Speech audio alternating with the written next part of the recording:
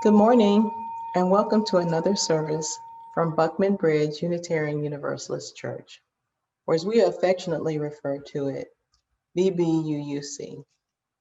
I am Claudia Marshall, your worship leader and social action chair. This morning, instead of our regular worship service from the Buckman Bridge Unitarian Universalist worship team and guest speaker, we will hear a rousing call to action from President Susan Frederick-Gray, the UU the Vote team, and a lineup of powerful prophetic UU voices as we explore the intersections of faith, justice, and democracy in this collective worship virtual service. These are trying times. We're in the middle of a global pandemic, rising authoritarianism, civil unrest, climate change. Our very lives hang in the balance, and the future of democracy is on the line. In response, Unitarian Universalists are answering the call of our faith by building powerful partnerships to mobilize our communities to fight for marginalized people. This important worship service is titled Vote Love, Defeat Hate, and is being viewed by congregations in our association around the country today. We will return next Sunday with Reverend Amy Moses Lagos from our own virtual pulpit, along with joys and concerns. We care about you deeply, and please contact the care team if you have any needs. We will still have our weekly fellowship hour from 11:30 to 12:30 today, so please come join us to respond to today's service. And as a reminder, tomorrow, Monday, October 5th, is the last day to register to vote in Florida. Voting is your right. Voting is your responsibility. Voting is your voice. Speak loudly. For more information about registering in Florida, please go to the link on your screen. And now, please join us in worship.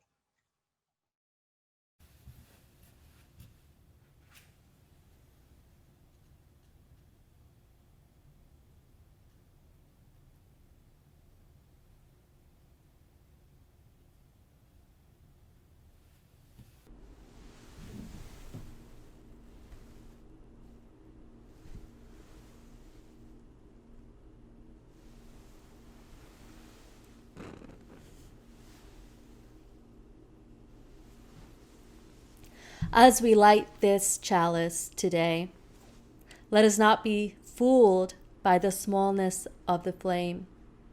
There is heat to the small flame that burns and stings like our movements for justice. Through this small flame, we hear the roar of our Black, Indigenous, and ancestors of color.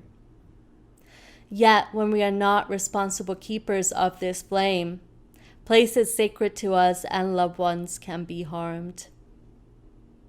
There is warmth to this flame that roots us in our community through all seasons. Let us remember that as we light this flame, may it not light just the flame of truth within our hearts, but may it light that prophetic fire that moves us to bold action this season and beyond. May it be so. Now is the time for worship. When skies turn orange and apocalyptic red, now is the time for worship. When children and adults are in cages, now is the time for worship. When uprisings demand our action and justice is needed, now is the time for worship. Time to take care of our souls and our healing in community.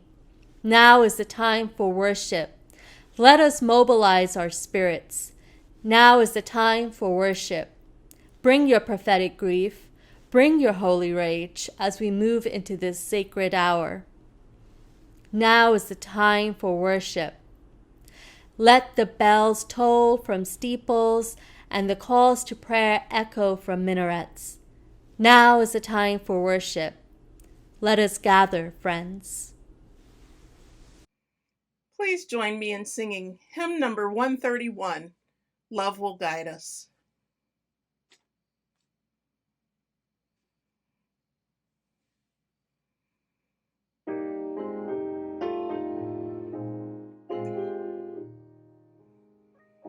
Love will guide us, peace has tried us, hope inside us will lead the way.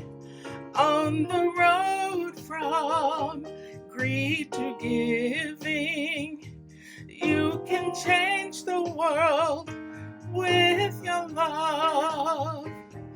If you cannot sing like angels, if you cannot speak before thousands, you can give from deep within you. You can change the world with your love. You are like no other being. What you can give, no other can give. To the future of our precious children, to the future of the world where we live. Love will guide us, peace has tried us, hope inside us will lead the way. On the road from greed to giving, you can change the world with your love.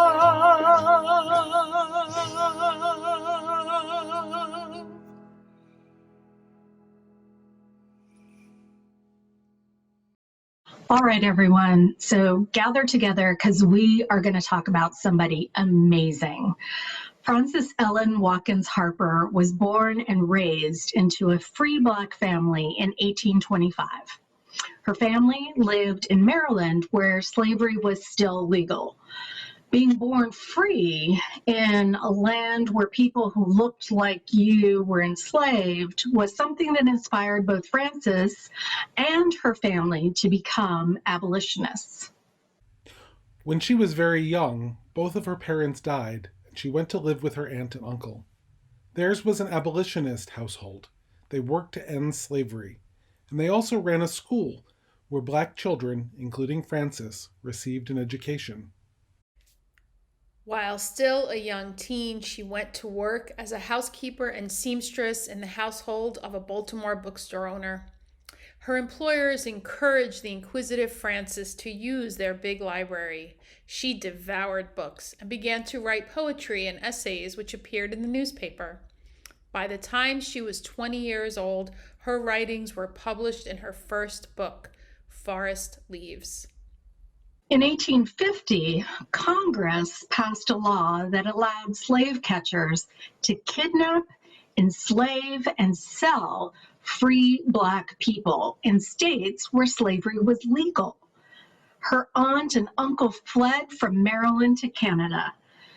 Frances fled to Ohio, which did not allow slavery, and then 2 years later to Pennsylvania. In Pennsylvania, she became involved in the Underground Railroad, a movement that helped people escaping from slavery. Throughout this all, Frances continued to write and to publish books of poetry, much of it against slavery. In time, Frances became the first Black woman to earn a living through the use of her words, living modestly and donating much of her income to helping her uncle's work with the Underground Railroad. In 1854, the Maine Anti-Slavery Society hired her to travel all over the Northeast to make anti-slavery speeches. She became one of the most famous speakers and authors of her time. All kinds of people came to hear her speak, but she made a point of not charging Black people admission. Frances was progressive throughout her life. While she wrote and spoke against slavery, she also took other kinds of actions. She refused to wear or eat goods that were farmed by enslaved workers, including cotton and sugar. She wouldn't wear clothes made of cotton or eat food that contained sugar. In 1860, the year that the Civil War began, Frances Watkins married Benton Harper, who already had 3 children. The two had a daughter together, and Frances took time off from her writing and speaking to tend to her blended family. Unfortunately, just a few short years later, her husband died, leaving her as a young widow responsible for many unpaid bills. Frances Watkins Harper made the difficult decision to send her children to live with relatives and go back on speaking tours in order to make money and provide for her family. By then, slavery had ended, and she spoke for women's rights and for legal and civil rights for Black people. She wrote poems and essays about the experiences of new freed slaves struggling to make their way despite the damage done to Black people by slavery. In 1870, she joined the Unitarian Church of Philadelphia. There, she found a community where white and Black people came together, and where many shared her passion for justice. In many ways, Frances Harper was at home in 2 different worlds. Although she was used to working with white people, she also kept her connection to the Black community in Philadelphia. She maintained her membership in the African Methodist Episcopal Church, where she taught Sunday school. She wrote 3 novels specifically for Black people, highlighting family connections and choices about racial identity. She pushed for education and voting rights for Black people, and she encouraged Black children to learn and grow, just as she had been encouraged as a child. During her long life, as you have heard, Frances Ellen Watkins Harper offered her voice, her words, her money, her labor, and most importantly, her love to the work of justice making for her people. She used her voice and her privilege as an educated free Black woman to raise awareness of the plight of Black people in the United States after the Civil War. We honor her memory and her place among our Unitarian Universalist ancestors. I got trained as a community organizer with Californians for Justice. And there we believed that people of color, immigrants, poor folks, queer folks, disabled folks, and young people are the majority. And if we organized our communities to vote, we could shift power to reflect our values and interests and needs for racial justice and economic justice and more. And now, as a field organizer with UU The Vote in Pennsylvania, I still believe this strategy, that voting can be a means to a power shift. It's not the only strategy, but it is one worthwhile strategy among many. So welcome to my field. Here with my reading glasses and my large screen, instead of my sunglasses and walking shoes for door knocking, the organizing field of pandemic times, where we gather in Zoom rooms large and small to reach thousands upon thousands of voters and potential voters. Just before recording this, 20 of us from Pennsylvania, Maryland, Washington, D.C., my own Connecticut, and Massachusetts gathered in a Zoom room with our partners at CASA, a group organizing to build power in immigrant and working class communities in central Pennsylvania. In 2 hours, we sent over 60,000 texts to urge folks to check and update their voter registration or to get registered. We texted with people who had lost their jobs and apartments due to the pandemic, and we connected them with community resources. We texted with someone who is homeless and helped them get the information they need to be able to register to vote. We texted with lots of folks who weren't sure if their registration was up to date and helped them check their status. We know that over 90 of them followed up to register. And we texted with some people who said they follow God's law, and their faith tells them not to participate in voting. Dear ones, Our faith says that the here and now matters. That we live our faith not for the possibility of heaven when we die, but to create heaven here on earth. What we do, what you do, matters. And so we work. We you the vote. We text the vote, we postcard the vote, we phone bank the vote. We use the tools at hand, spiritual, technological, relational, to connect with people around our values. If you haven't considered calling voters yet, please step out of your comfort zone and try it. Join us in this sacred connection and faithful work. There is so much to do, and so little time before the election. And there is so much to do after the election, because we are in this not to elect a particular person, but to shift power to reflect our faith, our values, so that we can keep organizing for a world where every person is loved, sheltered, valued, and has what they need to thrive. A single honeybee makes just 1/12 of a teaspoon of honey in its lifetime. It takes 70 honeybees just to make my morning tea. Like honeybees, it is up to each of us to do our part. Let us be honeybees.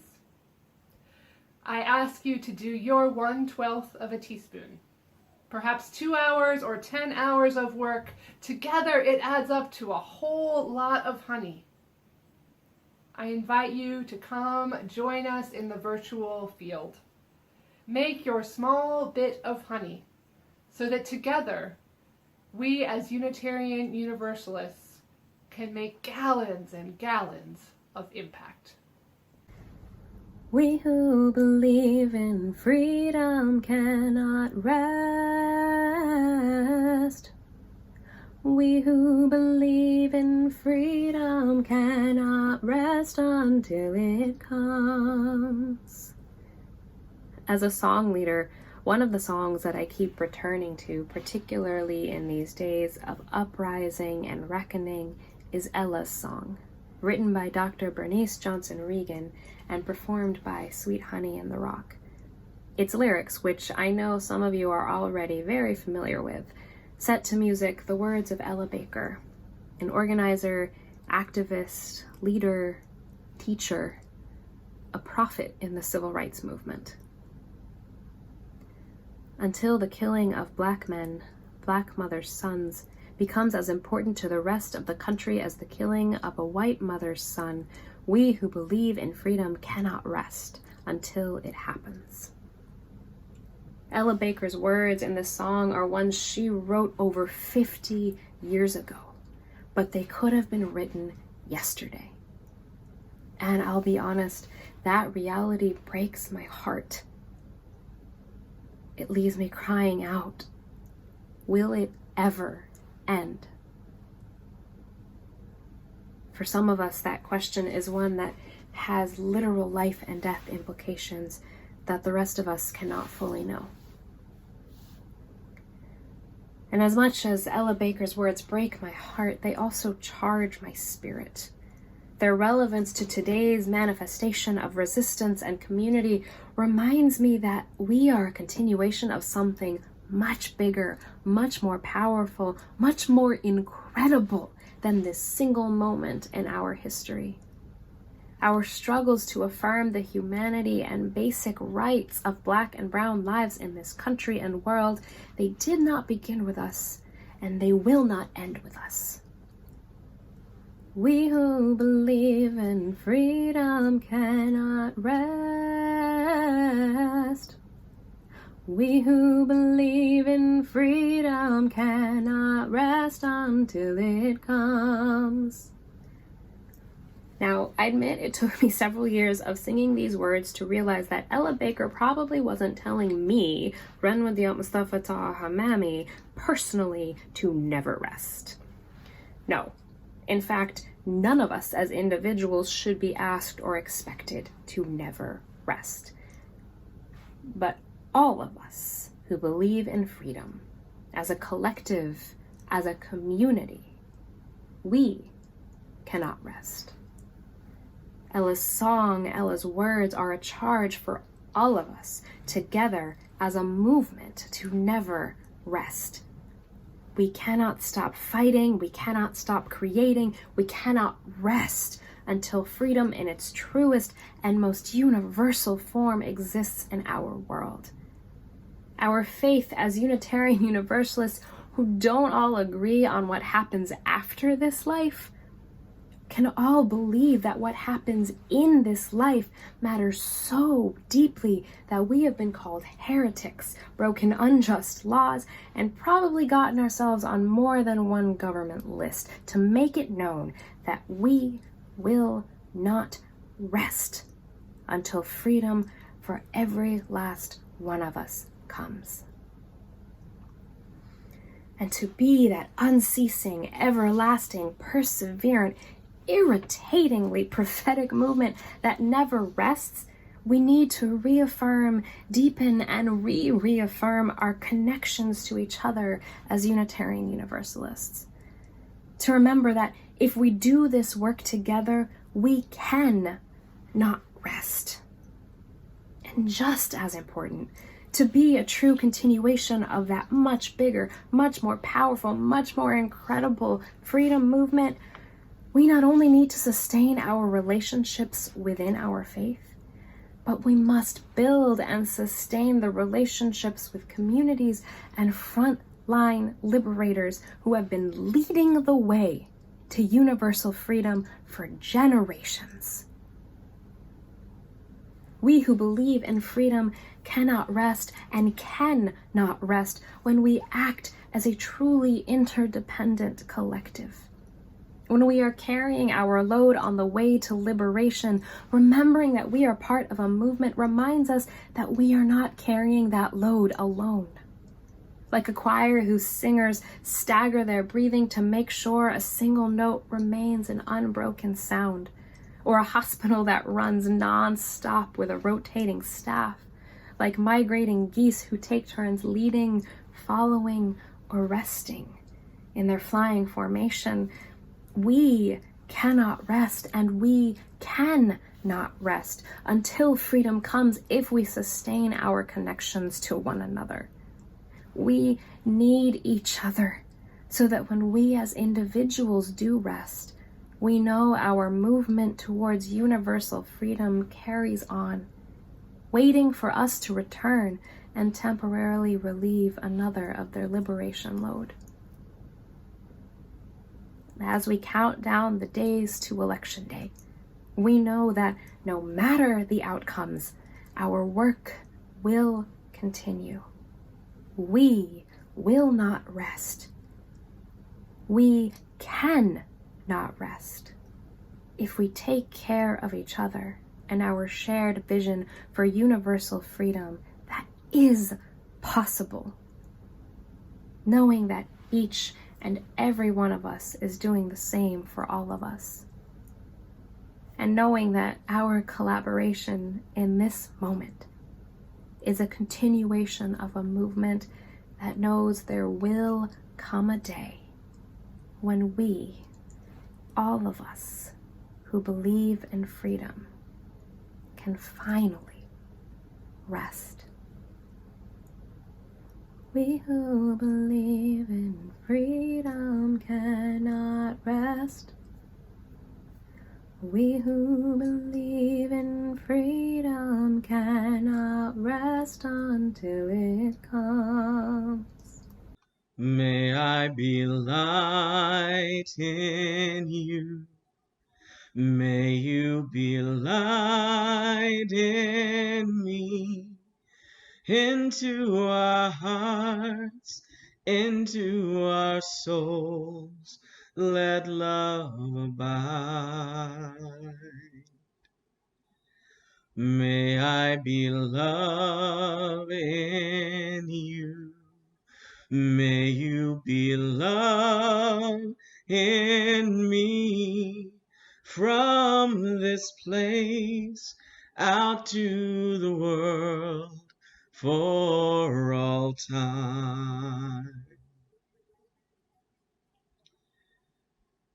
Spirit of life, sources of all that ever was and can be, we are guided by all that is sacred within our own hearts and minds to pray this prayer and to live this prayer.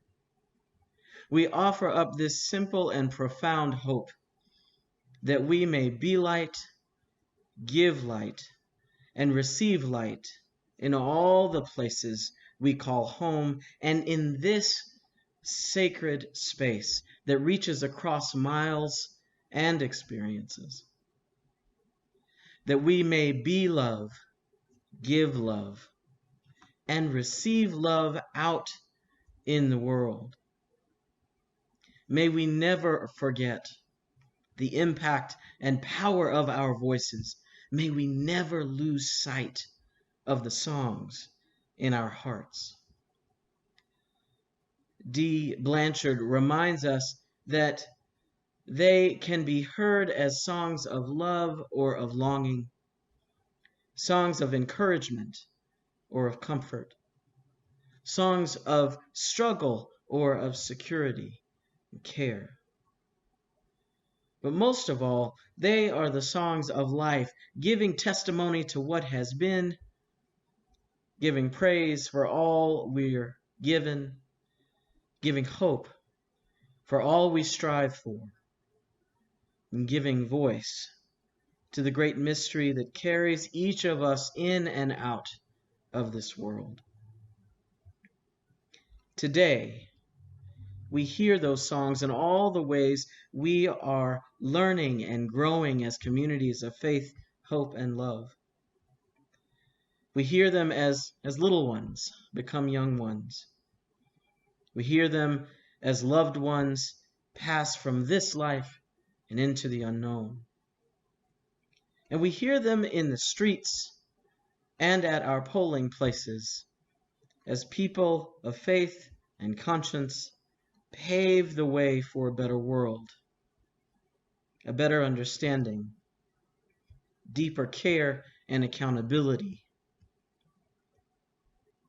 And we hear them in the silences, a deep awareness that there are those among us as yet unheard and unaccounted for. May we never, ever forget the impact and the power of our voices. May we never, ever lose sight of the songs in our hearts. May grace and mercy follow us wherever we may go, whatever we feel called to and toward in the days and weeks ahead. Amen. Ashe. And blessed be. I was 13 years old when I became a Unitarian Universalist. I was raised in this faith, but I was 13 when I claimed it as my own. It was a Sunday afternoon, and I was waiting for my parents to finish their committee meetings after service. All the other kids had left, and I was bored. I wandered into the visitor's corner, and a little red wallet card caught my eye. It said in bold letters on the front, "What do Unitarian Universalists believe?"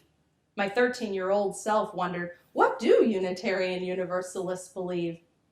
As I read the 10 statements written by the Reverend David O. Rankin, in my heart, in my soul, as I read those words, I said, yes, this is what I believe. One phrase in particular planted itself in me like the deepest truth, and I never forgot it.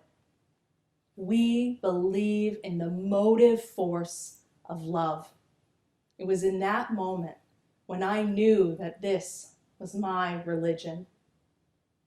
I start with this story to ground the work of UU the Vote in our theology, which is its foundation and its inspiration. This year marks the 250th anniversary of what we celebrate as the beginning of universalism in the United States. It was on September 30th, 1770, that Universalist John Murray preached his first sermon on this continent. And the truth that I read in that little red wallet card, the truth I've never forgotten, is the message of universalism. 250 years ago, in the context of religious notions of God rooted in punishment, damnation, and the division of humanity between worthy and unworthy, saved and damned, the idea of universal salvation, that God's love is unconditional, that no one is cast out, and that salvation is not individual but collective, was radical and liberating. Universalism proclaimed that humanity was bound together in a common destiny, and that love is the thread that binds each of us to the other and everyone to creation. Universalists believed that God is love. They also believed in hell. They just believed that it existed here and now on the earth. The great Universalist preacher Hosea Ballou was clear about how politicians and those in power used fear, stoked fear, to protect their greed and corruption and self-interest, and he knew the suffering that resulted from that. Rather than speak of theology in terms of speculative notions of God, Ballou spoke of it in terms of human experience here and now and our relationships to each other.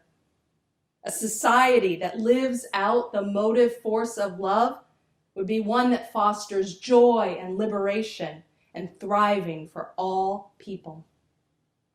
This is the highest calling of our faith as Unitarian Universalists, to live out, defend, and embrace this motive force of love in our lives, in our actions, in our commitments, and in our society. This is why UU the Vote says vote love. Today, in our context, we are witnessing the emboldening and authorization of ideologies rooted not in love and interdependence, but in domination, authoritarianism, and dehumanization. And just to be clear, this is not new. It has a long and deadly history on this continent, going back more than 400 years. And yes, even our Universalist ancestors came from that same lineage of Christian European conquest and limited the vision of universalism only to white society, a limit that we are still trying to redeem ourselves from. It is dehumanization that creates systems that put children in cages, that deny health care to our transgender siblings, that allow police violence and the murder of Black people to continue unabated and without accountability. Dehumanization that allows triage protocols that devalue the lives of disabled people and that lead to systemic divestment from communities, the resources from housing to education, healthcare to jobs, and the criminalization of poverty. Just as Hosea Ballou named it, the tool of dehumanization, its propaganda, is fear. Propaganda that tells us to fear our neighbor, that we are not family and kin, but enemies. This is the exact opposite of our theology of universalism that tells us that we have a common destiny and we are connected to one another in love. This is why UU the Vote says vote love, defeat hate. And while the forces of dehumanization and domination have always been a part of U.S. history, so too have been those who have resisted and organized for the values of dignity, equity, humanity, and love. These days are heartbreaking They're infuriating and they're frightening. On days when I lose my own strength, I turn to the words of Alice Walker, who reminds us, we remember our ancestors because it is an easy thing to forget, that we are not the first to suffer, rebel, fight, love, and die. The grace with which we embrace life in spite of the pain and the sorrow is always a measure of what has gone before us. We remember our ancestors, theological, familial, and in movement. We remember Francis, Ellen Watkins Harper, Hosea Ballou, John Brown, Sitting Bull, Ida B. Wells, Dr. King, Anne Braden, and so many more whose names history does not remember. Those who struggled and risked and fought and loved for the principles of justice, equity, liberty. This is why in You the Vote, we say vote love, we say defeat hate, because, dear ones, we are on a precipice. Every single one of our most deeply held values is on the line right now. The current powers in government are showing in everything they do that the inherent worth and dignity of so many immigrants, Black people, disabled folks, trans and queer people does not matter to them. Human agency, interdependence, the democratic process are being disrupted and defiled daily.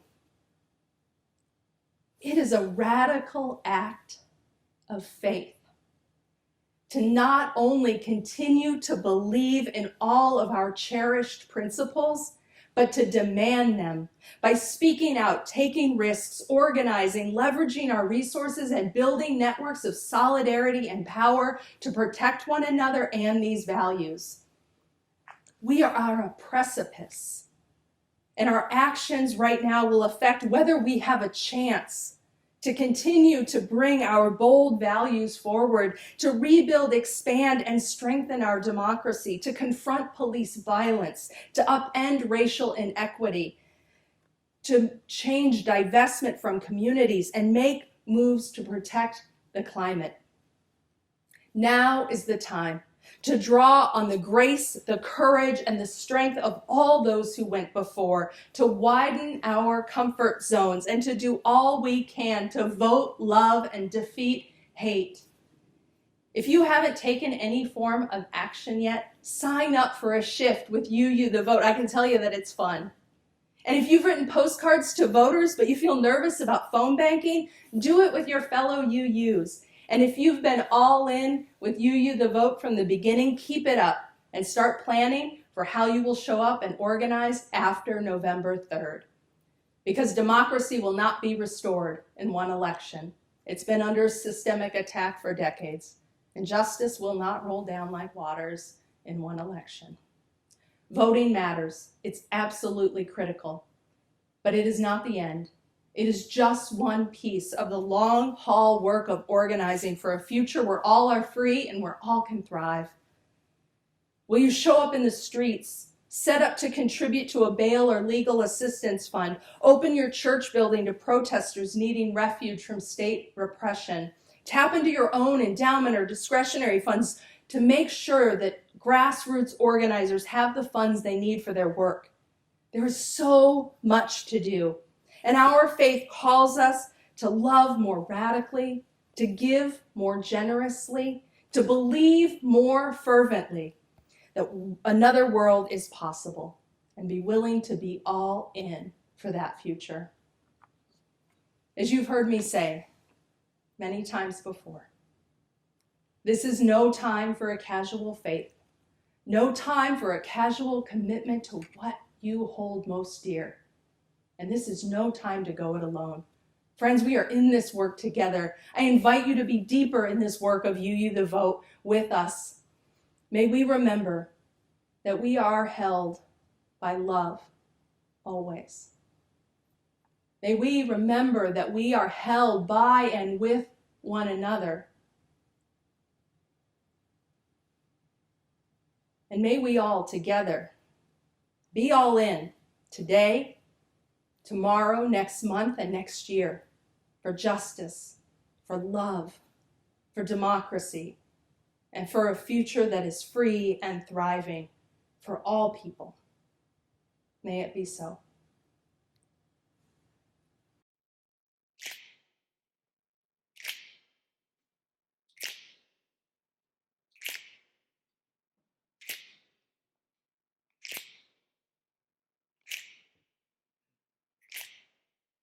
We shall be known by the company we keep, by the ones who circle round to tend these fires.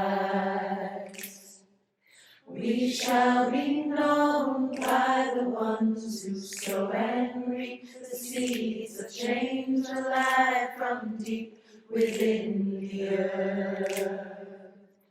It is time now. It is time now that we cry. It is time we lead ourselves into the well.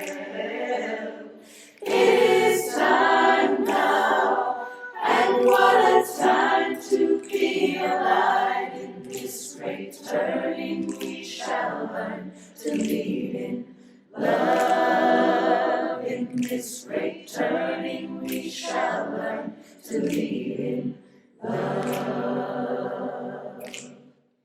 We shall be known by the company we keep, by the ones who circle round to tend these fires. We shall be known by the ones who sow and reap the seeds of change alive from deep within the earth. It is time now. It is time now that we thrive. It is time we lead ourselves into the well. It is time now, and what a time to be alive. In this great turning we shall learn to lead in love. In this great turning we shall learn to lead in love. In this great turning we shall learn to lead in love. In this great turning we shall learn to lead in love.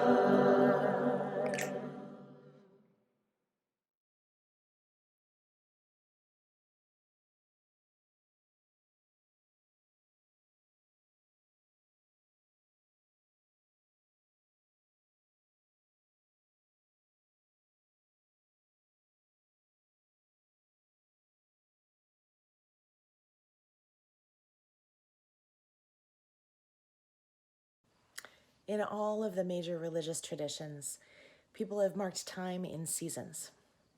The Jewish High Holy Days, the Muslim period of Ramadan, earth-based celebrations of solstice and equinox. Each of these seasons, in its own right and in its own way, helps humans to mark the passage of time, to reconnect with what is good and holy and true in each of us and in one another, to travel the spectrum of human emotion and experience, as our ancestors and their ancestors have done for generations. And then there's the rest of the year, the daily turn of the earth, the routines of everyday living.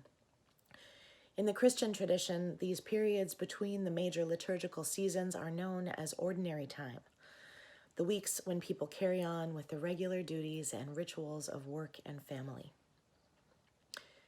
The wise ones knew that there is a deep importance to this rhythm, that we need both the routine and the normalcy of ordinary time and the temporary suspension of routine and normalcy that the liturgical seasons bring. But what happens when that cycle is upended? When ordinary time is disrupted, maybe permanently? When every day is a constant barrage of hurricanes and wildflowers, of police killings and uprisings, of viruses and climate catastrophe, of repression and resistance. These are no ordinary times, beloveds.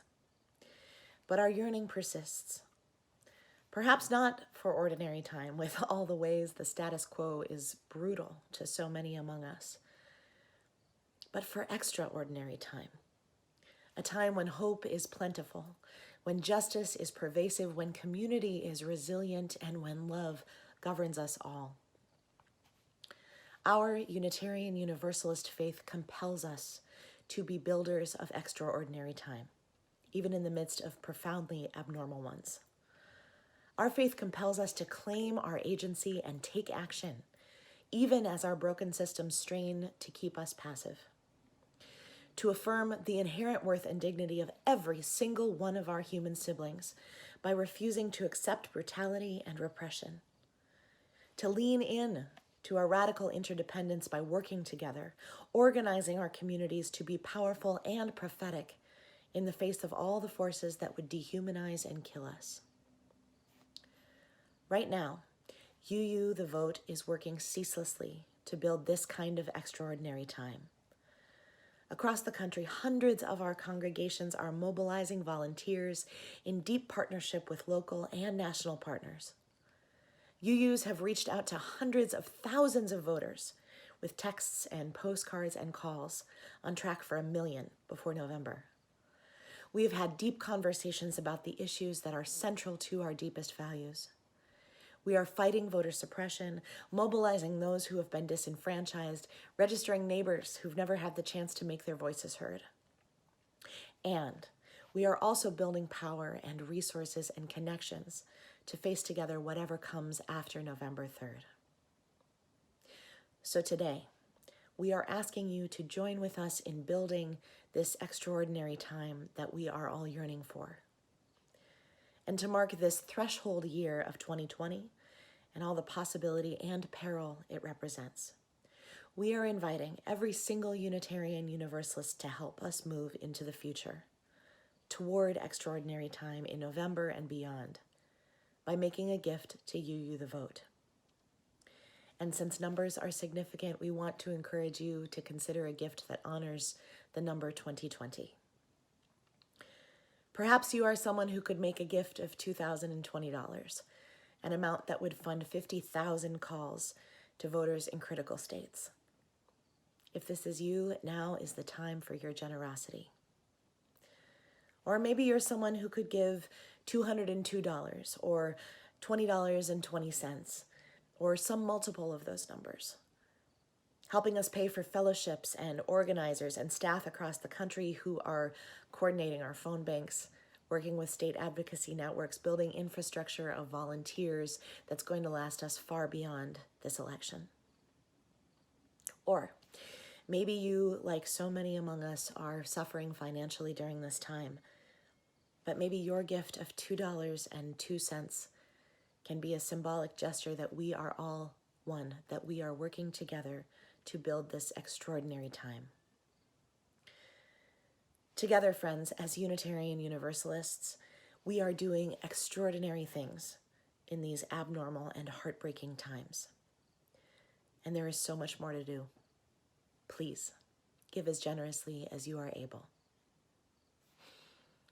For all we have received, and for all that we have found the courage to give, may we be truly thankful. Amen.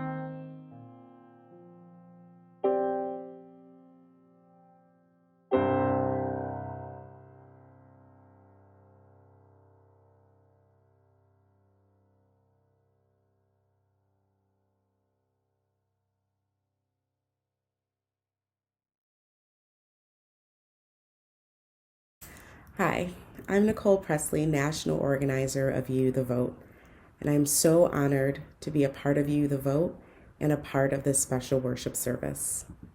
By this time, you've probably gotten used to virtual worship. You've made sure your computer is charged, you've searched your email for Zoom links, or you've scrolled through your social media feed for the live stream. But from whatever platform you're entering worship today, you are in sacred space. Getting here was not easy. Remember the spring? Remember, many of us had to learn new skills and to stretch ourselves and maybe our internet speed to continue to gather with our beloved faith community. We learned Zoom, we downloaded apps, and we reached out for help to be with one another. Transformation is always a stretch, and we need to bring that same energy to this year's election. In the past few months, I have witnessed amazing things from all of you. We created a goal to reach out to 1 million voters, and we are almost there. We stretched ourselves. We stretched ourselves to get on another Zoom call, to learn to text voters, phone bank, and send postcards. We learned how to be vulnerable and have critical conversations with members of our communities. UUs, we are not just a faith community that believes another world is possible, but we are a community that is willing to act to make that world a reality. We have a legacy of showing up, and we know that our victories are never guaranteed, and we know that those victories are never won by those in power ceding it willingly. The people imagined it, the people demanded it, and we, the people, gathered to make it so. In all of our movements, the stakes were high. But instead of mobilizing out of the fear of defeat, we have organized out of a sacred calling to build a world that we know is possible. That is why nonpartisan work is not just important, but is absolutely revolutionary. We come together to learn, to create, and to put into practice ways of being towards our collective liberation. That is our victory. And as the chant goes, I believe that we will win. I believe that together, through sacred and sustained work, now and beyond November, we can call forth a world that moves towards our collective liberation. But we must all show up to vote love in 2020. That means showing up to the work that is needed, not just the work that is comfortable. That means showing up in service and in solidarity to combat a simple campaign of voter suppression and intimidation. That means recognizing that white supremacy and capitalism are the technologies through which political agency and democracy are stripped from marginalized communities. So when I say vote love, I don't just mean voting our values, although I absolutely want you to do that if you are able. I don't just mean showing up to voter contact work, even though I absolutely want everyone to join into this work.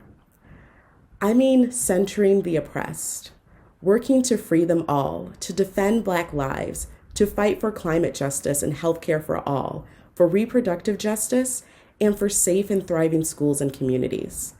I mean continuing whatever work is necessary to make sure every ballot is counted and that the results and will of the people are respected. We have important choices to make in 2020, but if we are to really vote love and defeat hate in 2020, we must also commit to continue to side with love every single day after November 3rd and into 2021. If you are in it for the long haul, if you believe that another world is possible because you are gathered in a community that puts faith into action, if you are ready to stretch beyond November 3rd to protect democracy, join us. Take the Vote Love Pledge to join a team that is organizing to take action in this election and ready to mobilize after November 3rd for the work ahead. Join me. Take your phone out, text Pledge Love to 51555 to take the pledge today, or go online at uuthevote.org. We need everyone in this work. Thank you for finding your role in this work. Thank you for doing it with joy and hopefulness. And thank you for joining UU the Vote. Let's make sure love always wins. As we extinguish the chalice flame which has danced through our time together, we commit ourselves again to keep the flame of justice burning bright, especially in those times and places where justice is denied, with those people whose humanity is denied.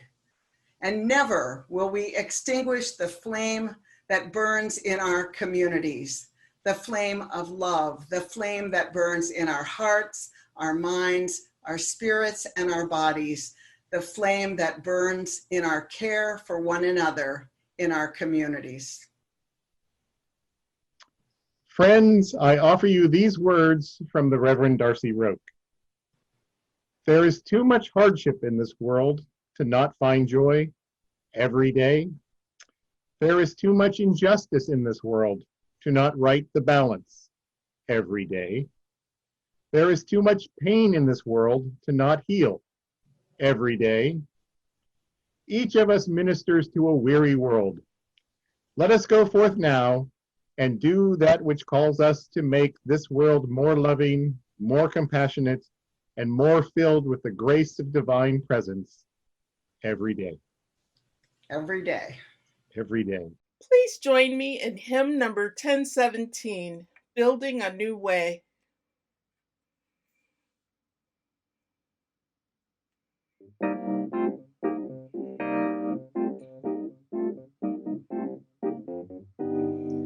We are building a new way. We are building a new way. We are building a new way, feeling stronger every day. We are building a new way. We are working to be free. We are working to be free. We are working to be free, free from hate and jealousy. We are working to be free. We can feed our every need. We can feed our every need. We can feed our every need. Start with love, that is the seed. We can feed our every need. Peace and freedom is our cry. Peace and freedom is our cry. Peace and freedom is our cry. Without these, our world will die. Peace and freedom is our